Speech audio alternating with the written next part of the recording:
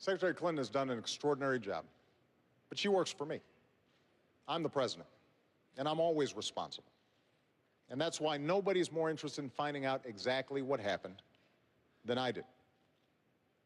The day after the attack, Governor, I stood in the Rose Garden, and I told the American people and the world that we were going to find out exactly what happened, that this was an act of terror, and I also said that we're going to hunt down those who committed this crime.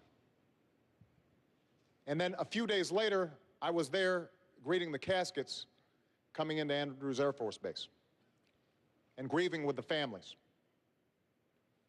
And the suggestion that anybody in my team, whether the Secretary of State, our UN ambassador, anybody on my team would play politics or mislead when we've lost 4 of our own, Governor, is offensive. That's not what we do.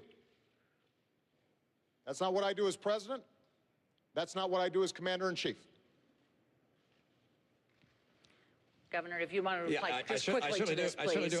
I think it's interesting the president just said something which is that on the day after the attack, he went to the Rose Garden and said that this was an act of terror.